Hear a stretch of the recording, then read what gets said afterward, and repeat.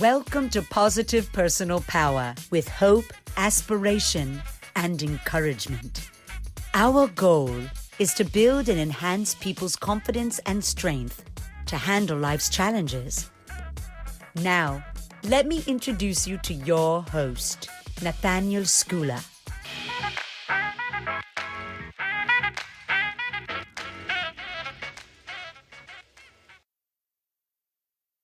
Well, this is quite interesting. I've got Steven Dickens here with me today, and he's actually welcome. Before I get stuck in, nice to see you, Steven. It's always good to be on the show, Nate. Always good to be on the show. It's fantastic. I mean, I know you've been on quite a few podcasts with me over the last sort of 4 or 5 years, and this is a really monumental episode because it brings together all the key learnings that I've had in the Positive Personal Power first 20 episodes. And, you know, we've interviewed people like Stanley Tucci.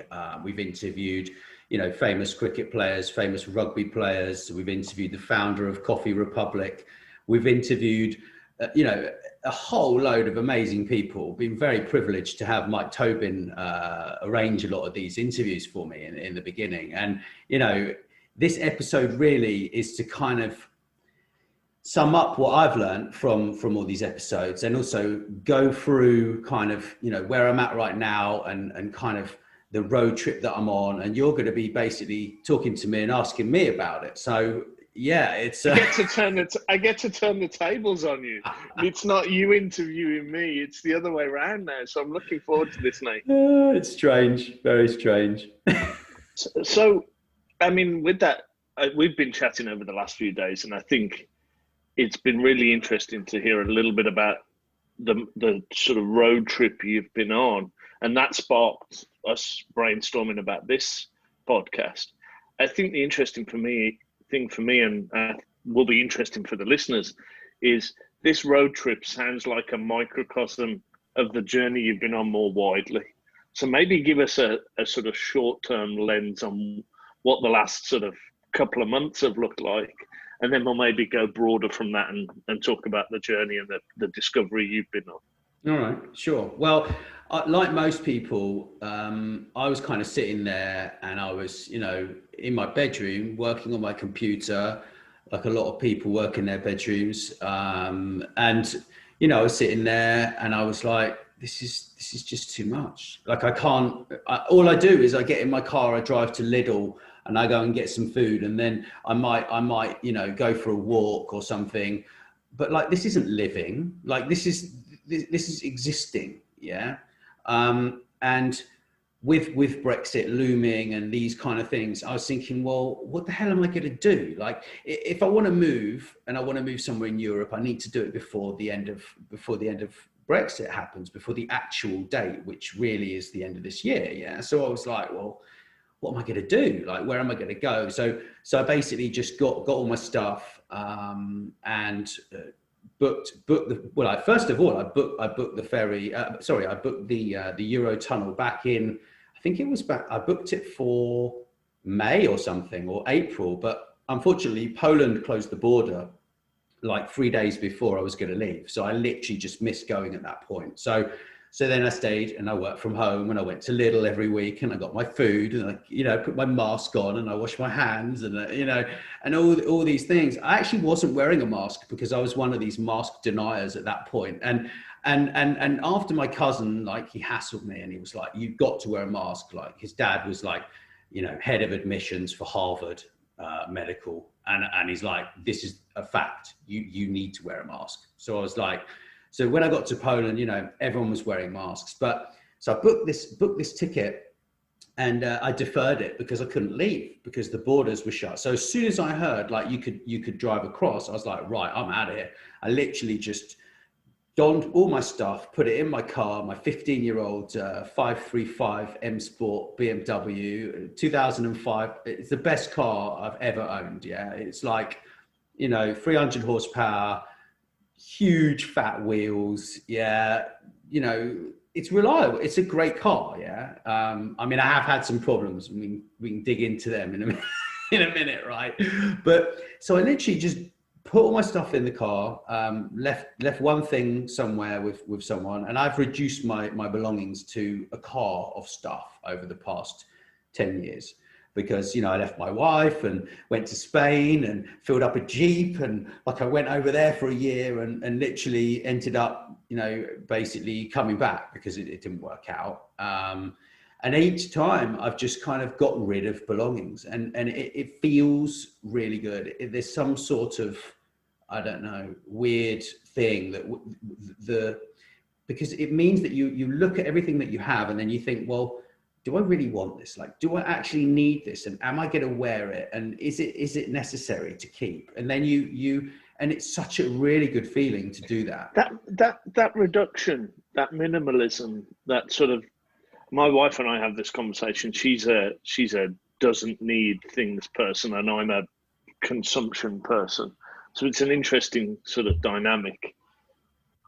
Talk a little bit more about kind of the thought process that, have you always been like that? Is that something you've kind of stumbled across? No. Talk to me a little bit about that. I mean, I've owned loads of different properties over the years. I had my first place when I was 20. I bought a house. I had motorbikes and bicycles and loads of stuff. Yeah.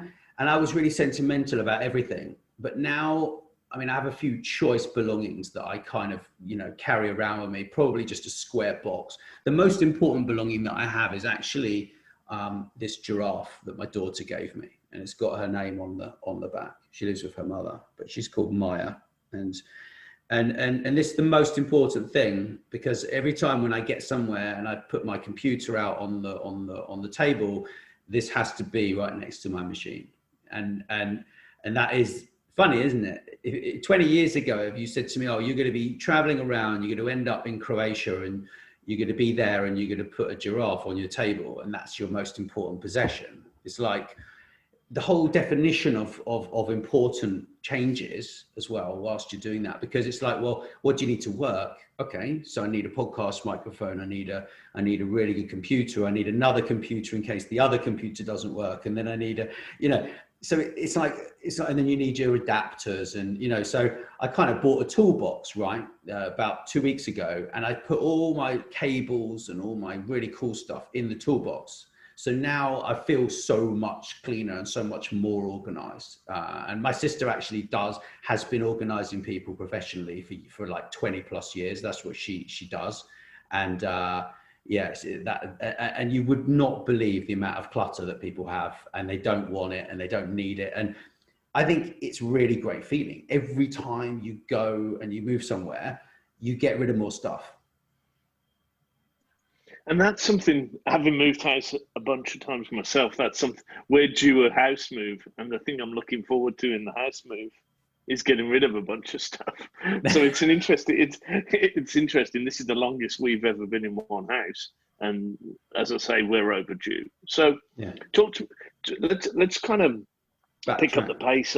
Let's pick up the pace a little and give a bit of a timeline of kind of where you've been, what you've done, because we've kept in touch the last few months. But when we spoke the other day, I was like, you've been here, you've been there, you've been. So maybe just give the listeners a sort of condensed view of kind of where you've been and what you've done, and then we'll riff off that. Super. Well, I mean, I literally left England on the 22nd of June. Put all my stuff in the car, like I say. Drove to the Eurotunnel. There was no traffic on the road. Surprise, surprise. And then I ended up going on the Eurotunnel, which for a lot of people don't even know what it is. It's the longest tunnel, I think, underwater in the world, apparently. 23 miles, which I've never been on it before. And I actually screamed like a kid when I was sitting there. There were no cars behind me. I'm in a whole carriage on my own, and on a train, you're sitting there in your car and it goes underwater. And I was screaming my head off. I was laughing because it was just it was a euphoria. It was just the most exciting thing to just not know, to just know you're going somewhere, but not know what the future holds. Used to be really scary. It used to be the most scary thing. But now I've just kind of embraced change, and I've gone, well, you know, this is going to be fun, and if it isn't, then it's going to be painful, and then you're going to learn anyway. So it's like, well, what's the point of not doing something if you're frightened? You just need to do it. Yeah, I mean, that's the thing, and it's just, that leads to what my favorite quote, and I use it almost daily. I'm a huge Star Wars fan. If we're doing the videos, you can see the Star Wars memorabilia on the wall of the office. Famous quote by Yoda: "Do or do not, there is no try." Because you see people, and being in sales, getting to know is kind of a big thing for me. But you see people and they're like, "Oh yeah, I'll try and do that." Well, that's just code for you're not going to do it. So I with this Yoda quote in my head, I often say, "Well, are you going to do it or not?" And they're like, "Well, I'll try." I'm not. Well, try means you're not going to do it, so that's fine. Okay, that now I know. And they're like, no, I'm going to try and do it. Well, you're either going to do it or you're not going to do it. So I think that mindset's something that I kind of listen for, and people either do things or they don't do things.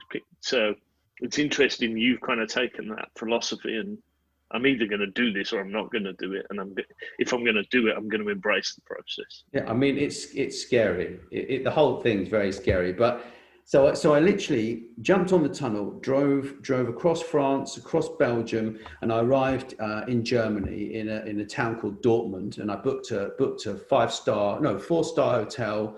It was under £100, including breakfast. Beautiful. I think it was like a Mercure, actually. Absolutely beautiful, really nice people, super breakfast, and yeah, it was phenomenal, absolutely phenomenal. So then I drove the next day to Berlin. It's a long trip, drove to Berlin, ended up having a 5-star hotel for £85, including breakfast. The only difference between the 4 and the 5-star was the coffee machine in the room was exceptionally good in the 5-star, and they had obviously a fridge and stuff, but that was the only real difference. There was not a lot, because Mercure, I take my hats off to them, just take my hat off. It's super, really super. You know. So how do you find hotel? I think I've not been anywhere in 24 weeks. As you know, I'm a road warrior in hotels all the time. Mm-hmm. I don't know what I'd think about going to a hotel in a strange place for the first time in the current climate. You know, turn up in Berlin, you've got a hotel booked, you probably booked it online a couple of days before. Kind of talk to me through, just, you know, there's a lot of people like me who haven't traveled in a while. What's the process like? You walk into reception. No. Kind of it's not about that. The first thing, it starts with looking on booking.com, and it starts with comparing cleanliness results. And that is the most important thing after the price. Price first, cleanliness, location, parking. Because if you've got a car full of everything that you own, right, your whole life is in that car, you want to make sure you've got good parking and it's going to be safe. And there's a certain degree of paranoia that comes with that. Yeah. However, it's a 15-year-old car. It's not clean. It's a bit beaten up. You know, it is what it is. Yeah. So, you know, I've been quite lucky on that front. So when you arrive in the hotel, you know, when I arrived, it was quite weird. It was surreal. I mean, there were no people there. You know, you get there, and out of a hotel that's probably got 360 rooms, you've got one which has got 25 rooms. That was when I arrived in Dortmund. There were probably 25 rooms. There were very few people for breakfast. I mean, I did some videos and took some pictures, and it was insane. Actually, it was pretty insane. The amount of people out, very few people, but it was beautiful because there were no people on the road. It was super clean. You know, it was really enjoyable experience, to be honest. And it was it was just the peace of not having anything to think about, not having a computer in front of you, and not having a phone to mess about with, and not having anything except for, you know, your sat nav and your phone with your sat nav on, with, you know, occasional messages or calls from people, and that's it. and it's just brilliant to clear your mind. Like that's the beauty of driving. Like there's nothing else apart from you're driving. Yeah. So No. one thing that was interesting, you told me about this. That's in your DNA. That's in your kind of family consciousness. This driving. So tell the listeners a little bit about this kind of road trip baked into the sort of family DNA piece, because I think that's a fantastic story. It's a good story. It's a really good story, and yeah, I think traveling is certainly in my blood. My grandfather used to spend a lot of time with his brother Conrad. Back in 1933, they basically had a vintage Lagonda, and Conrad bought the vintage Lagonda. That was the first one that he bought, and then he basically bought another one, and they used to do the Monte Carlo rally. So my cousin actually wrote a really long piece, because he's still got the car, and he wrote a really long piece for the Lagonda Club. And it's actually a 1934 Lagonda, which is well, it's built in 33 and it's registered in 34. And James wrote this massive long piece, but I'm not going to read you the whole piece because it's like 1,500 words. But basically, it was ordered by his grandfather, Conrad Mann, who basically was really well known in the Lagonda circles. He'd already entered and competed like in the 1931 and 32 Monte Carlo rallies in a supercharged 2-litre Lagonda.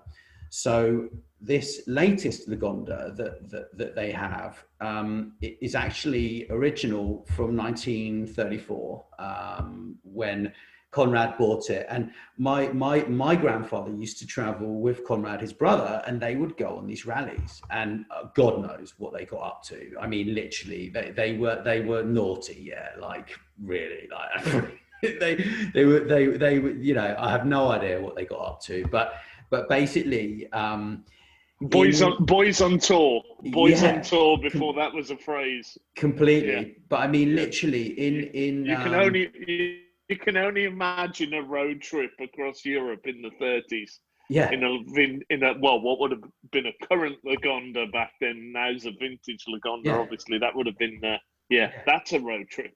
Oh, insane road trip, yeah. And literally, in 1936, my grandfather was driving, and they basically set off from John O'Groats in this car, and through the Highlands, right? And basically came off the road, and they got pulled out by a tractor 3 hours later that year, and I think they actually, they finished number 60th out of 72, even though they had this problem of coming off the road and everything. But the car basically sat on blocks during the war at Conrad's farm. This was my great uncle's farm, and then he basically used to drive this car from Tenterton all the way to the East End of London. To the brewery, which was Mann's brewery, and that was one of the largest breweries in the UK. It actually merged with Watney's, unfortunately, because that was the demise of the brewery, because they launched a really bad beer, unfortunately. But it was a very big brewery. It started in like 1800, I think, or 1780. Roundabout, and they built that up until, like, I don't know, the 8th largest, I think it was, eventually, before its demise. They had 2,000 pubs on my mother's side, and it was a big business, you know. And but the love of traveling, it's more than that. I mean, my dad, he came from America. He moved over here back in the 1960s.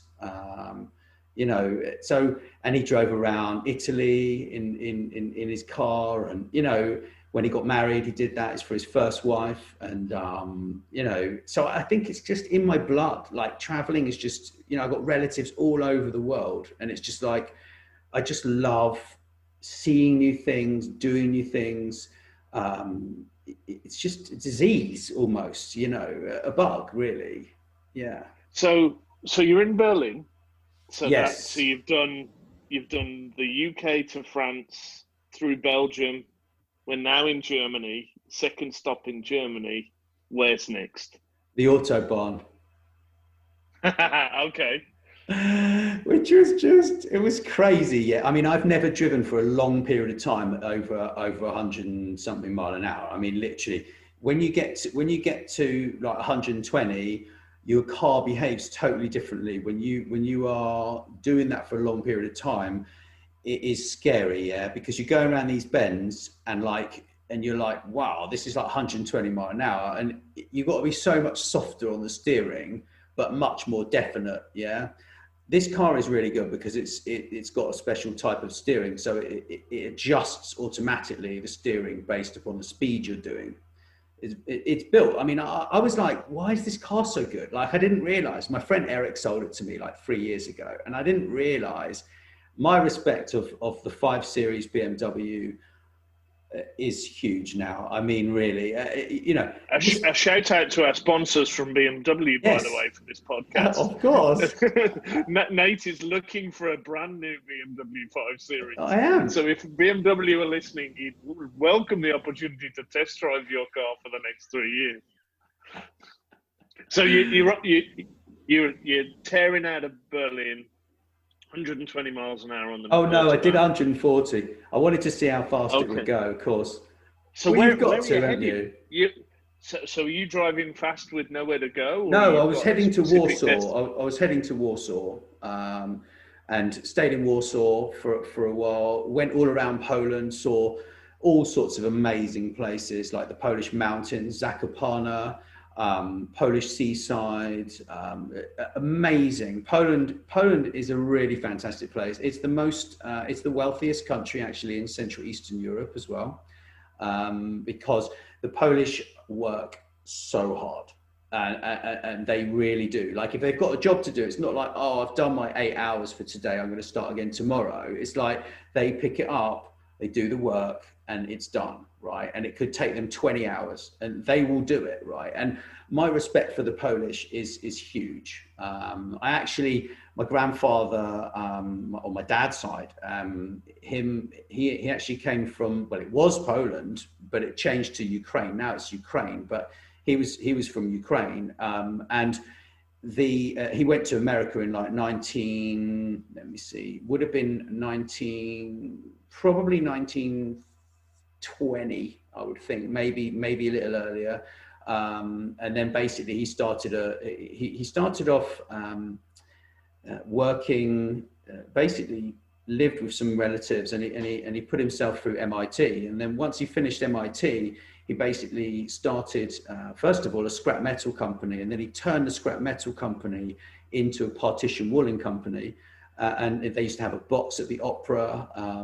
My dad had a new car every 2 or 3 years because he worked for the company. And but I never managed to get to the city where he was, the town where he was born. But my great grandmother used to smuggle people and horses across the Russian border. She spoke like 11 languages or something ridiculous. And I mean, I have pictures of her, like, you wouldn't mess with her. Yeah, like, really, she just just a stern. Yeah, she was fierce called, lady. Yeah, my sister said she was called Bad Bubby. This is what my sister said, and she wouldn't let her have a doll. She would just take the doll off her and like give her something practical and say, you don't want that rubbish. She was just mean. Yeah, but it's a different era, like, a totally different era basically. And Poland is like that, and it's shaped like that. And I always wondered why Polish people like walk around like with a moody look on their face. And it's like, well, actually life is hard. Yeah. And we in the West and the privileged upbringings, we think that everybody has it easy. It's like, no, like when you see some people and how they live, like it's really hard. Yeah. And Poland was a real eye-opener for me, actually, going to all these different places. The Polish are lovely people. The food is incredible, and that's another love of mine. I love food, really. I think it's interesting. The more I've traveled, the more perspective I get. I've spent time in China. I've been around the world, time in Vietnam and places that are kind of off the beaten track. And it gives you a perspective that you don't get sitting in upstate New York, where I am at the moment. You just don't.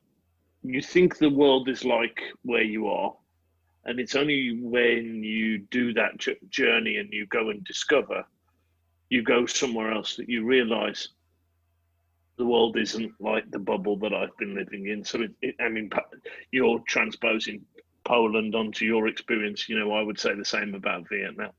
You know, you go to those places and it's kind of like, this is so different to what I'm used to. Yeah.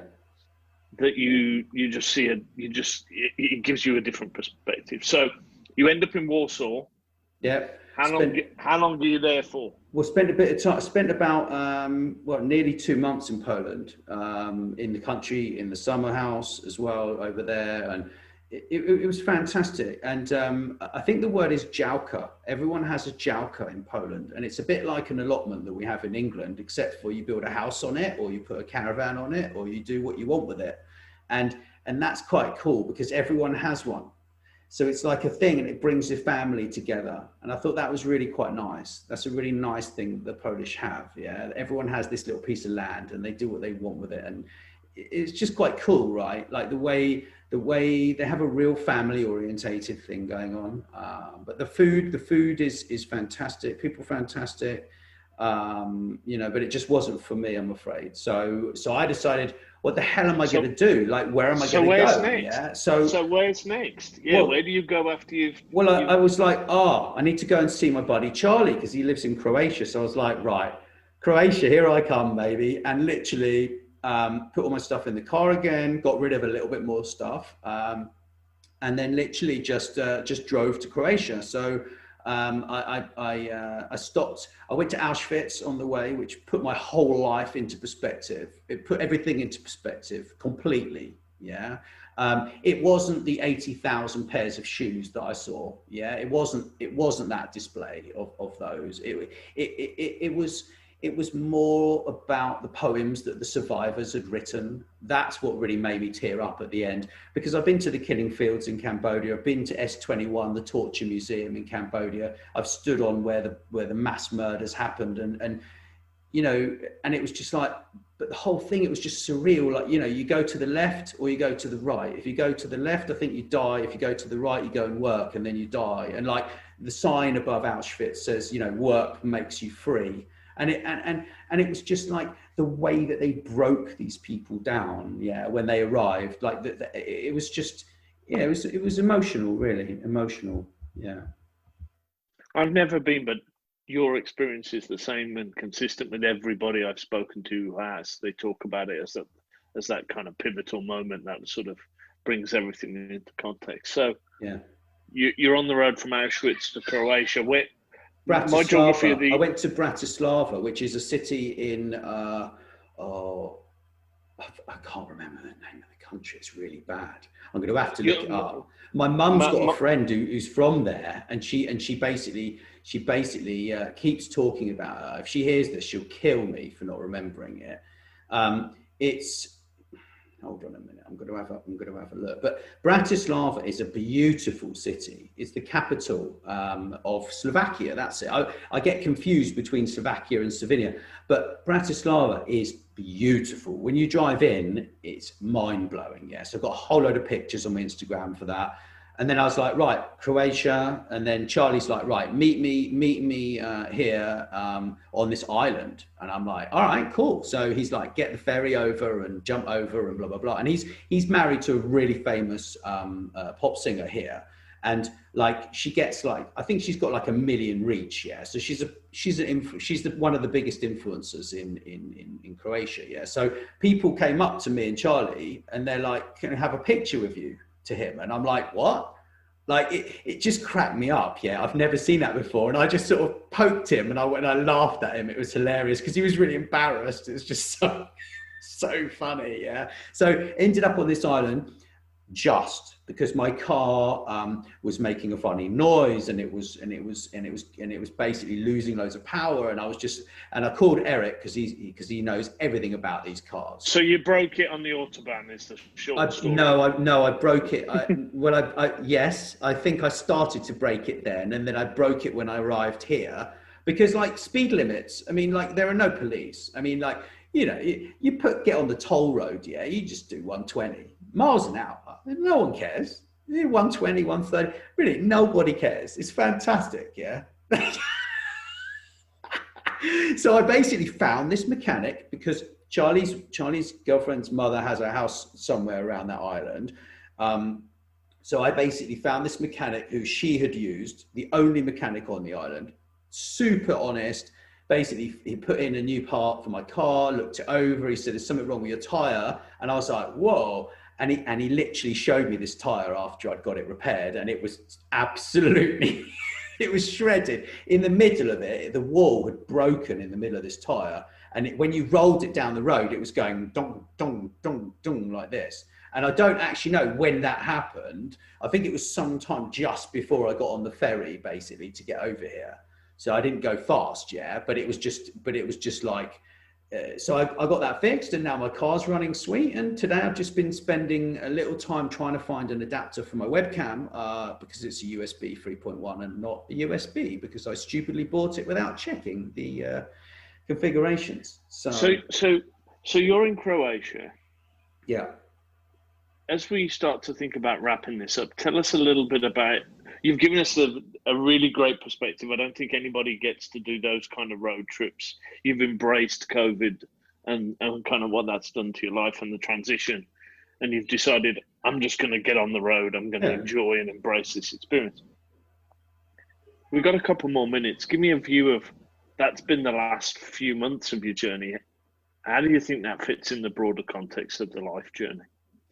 Well, it's just given me a whole new perspective and made me realise that, you know, the world is a big place. If you're going to do something, you just got to get on with it. Stop being delayed by everyone else's opinions of what you should do, what you shouldn't do, how you should do this and that and everything. It's like you need to just go with your gut instinct and determination and focus are all keys to all of this, yeah, and just hang out with good people, online, offline. Get rid of idiots from your life. Seriously, I'm shouting that if it's a bit louder than the rest of this. I mean, because that is what affects you. These people that don't offer any value whatsoever, no encouragement, no enthusiasm. They gossip about every single thing that's wrong in their lives, yeah.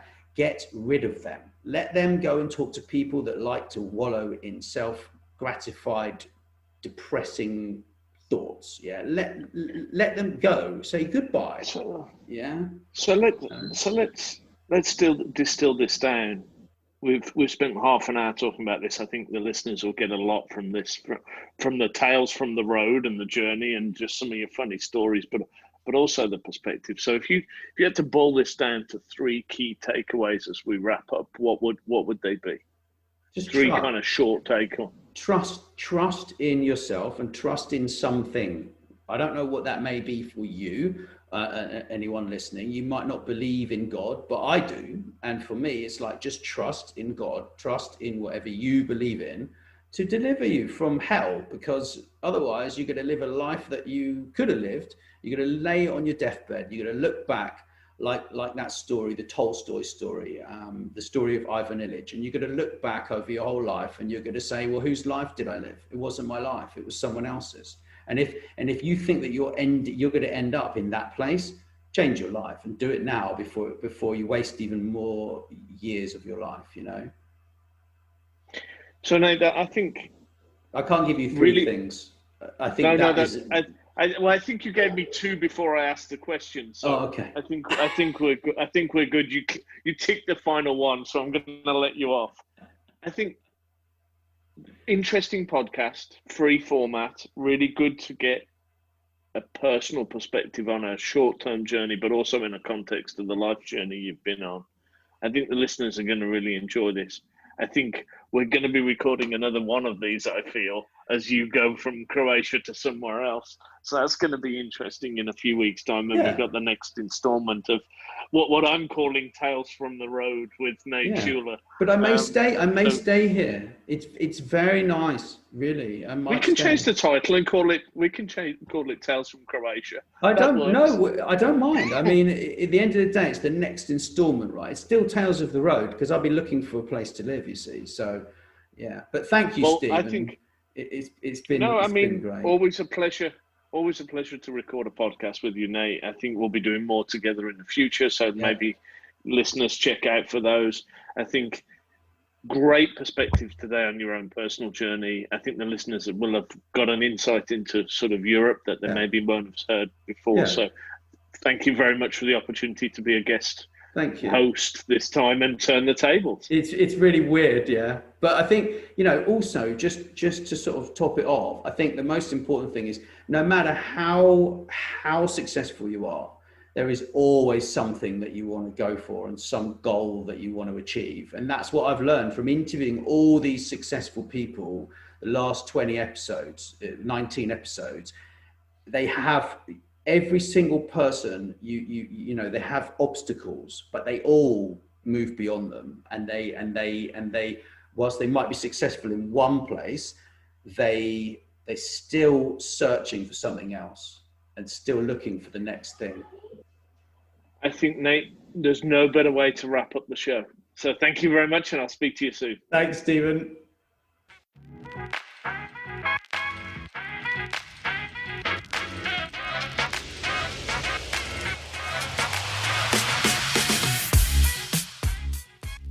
Thanks for listening to Positive Personal Power.